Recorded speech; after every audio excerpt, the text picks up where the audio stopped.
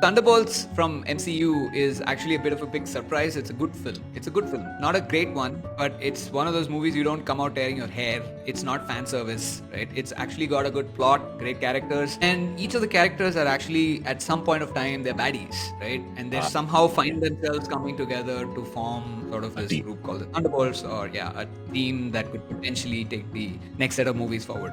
As usual, a movie it works really well when there's a really good villain, and you have Julia Dreyfus. She plays the baddie, she plays Val, and her character is probably the best. I know people will say Yelena's character is the best. If you're a Florence Poe fan, then that's the one. But no, for me, it was Julia all the way because she's not evil, right? She's just a person who takes advantage of the situation and turns things around. She pivots all the time, so it's really lovely to watch her. And Julia Dreyfus, because from Seinfeld, people know from Seinfeld, and from that too, transitioning to villain. So, a couple of movies that you might want to watch. I'm assuming that you watched everything till Endgame. If you haven't, then don't bother watching this movie.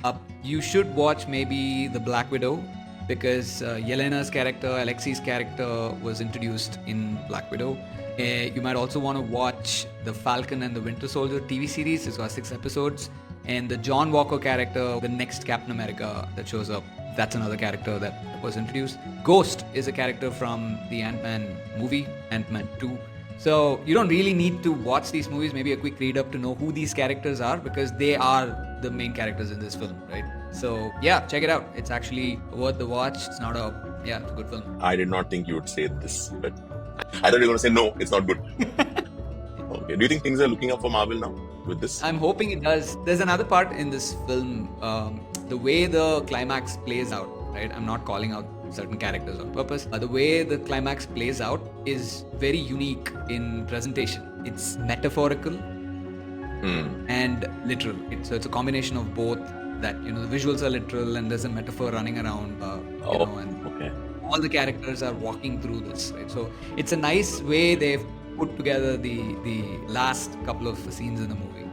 The way you described this was exactly the way people who had watched The Matrix before me described The Matrix. They were like, this and that and that. I said, okay, let me watch it for myself. I'll know what it is. No. So I think even this, I have to watch it for myself. No, I mean, you're getting my point. Like, it is so difficult to describe to somebody asking, right? And I think that's what you mean by the ending. Yeah, it's not a fast stretch. Of course, there have been ideas that have been taken as inspiration, right? The Matrix has inspired a lot of the movies after, right? So I wouldn't say it's a fast stretch. Okay, nice.